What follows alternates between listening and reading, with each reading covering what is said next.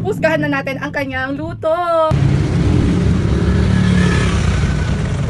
So yun muna for today's video guys. Ayan, dumaan na kami sa plaza. Uwian na, mamaya na lang ang update. Siyempre magluluto kami ngayon ng tahong. Yun. Specialty ni Daddy for me. Thank you. Talagang lagi itong nandito yung pusang to eh. Ako muna Daddy. So guys, nakarating na kami dito sa store. Linis na at opening na. Ay nako, ang dami talaga namin ginagawa dito sa store. Maya na ako maliligo. Maglinis muna ako ng tables. Dad, open mo na tong store. Nandito naman na ako. Kasi sayang mga magpapaprint ng maaga, ganyan. Total, wala pang 8. Mga 7:17 pa lang. Wala pang 8 pero sayang kasi 'di ba? Para dagdag kita din. Mga ganun tayo. Half day lang pati kami today. For today's video guys, for half day.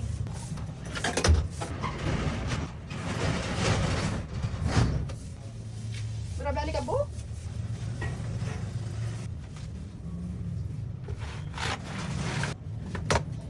Hoy, labas! Ah, grabe talagang pusa na to. Bigla na lang pumapasok dito sa tindahan. Labas!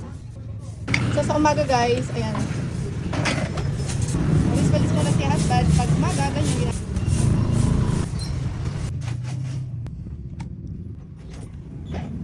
Slow, may mindset. Coins? Pagbibilang tayo? Wait lang, i-check ko. Konti lang. Siguro 1K lang. Pwede na ba yun? Nagamitin mo pa ba to? Dahil tapos na ba to yung mga salaw? Ito. Okay na ba to? Wala na to? Ito. Dami yung plastic. Makabili ka ng saba kay Dali ah. Hi guys! Panghuli-huli nga ako. Si husband excited magluto. Tingnan nyo. Nagluto na siya dito sa aming store. Nakasain ka na din, Dad? Charan! Guys, ginisa na ni husband sa luya yung North Cube ba yun, Dad? Hindi ko naabutan eh. Ay, luya pa lang yan.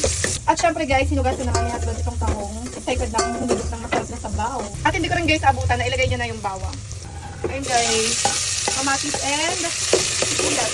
Kinilaw na tahong. What? Ano sabi mo? Kinilaw na tahong. Kumakain ka ng tahong? Kinilaw. Kinilaw, ginigis pa kinilaw. Di ba kinilaw hindi niluluto? And now, gatang mo guys. Ganyan pala magluto ng tahong guys. Hindi na ako matasawa. Ito lang inimix sa dad. Hindi ko siya lalagyan ng sabaw. And next daw, konting patis, pampalasa, pampaalat. And next daw, magic sa sarap. Bota mo na yan. And mix. Ang ingay ng tahong pag niluluto, parang bibig ko. Grabe guys, ang bango, ang sarap-sarap. Ang bango talaga, baka na maamoy ng kapitbahay. Ang bango. Water from Pasig River. Ayan. Isang baso lang, Dad. Baso-baso lang daw talaga ang parang kilo. Dad, ilang cup ba dapat? 3 cup lang daw talaga, guys. Ayan. So, pakukuluin muna yun ni husband. Ayan, mukhang may customer. At sige, Dad, takpan mo na. Saan yung takap neto, Dad? Ayan, guys. And finally, kumulo na. Kanina, guys, pala, sa mga nagtatanong kung magkano ang kilo ng tahong, this is for only 140 pesos per kilo. Kaya lang sabi ko, wag na akong suklian ng 10 pesos kanina. Kaya sabi ko, mga worth 150 pesos. Ayan, so, I think, Dad, tanggalin mo yung mga bula-bula. Ano pa dyan? Sebo-sebo. Kasi yan daw ay dirty. Sabi nila, narinig ko daw. Narinig ko. Yan, mga sebo-sebo. Mantika yun. Ano nasa dati? Excited na ako breakfast guys. Sabang tulog pa yung mga anak ko. Mag-8 pa lang guys, diba? Ang sarap talaga sa feeling. Maaga nagbubukas ng tindahan. Ang dami ng blessings. Ang dami nang nag-cash out kanina. Ang dami nang nag-cash in. Excited na ako. So matabag daw guys. Sama na. I think tama na yan. And now guys, parang hinigop na nga daw yung sabaw. Ilalagay na yung pinaka-favorite ko. Talbos kamote.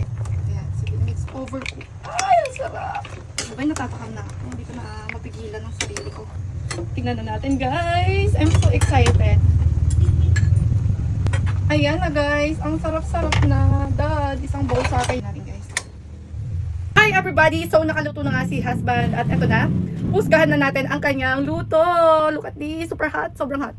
At naglagay tayo ng extra platito para sa mga shell. And meron tayong wipes para sa kaartehan ng kamay. And 1 rice for today's video. Oh, ang sarap. Halika na guys. Kain na tayo. Tikman na muna natin yung sabaw. Asim-asim, ang sarap guys.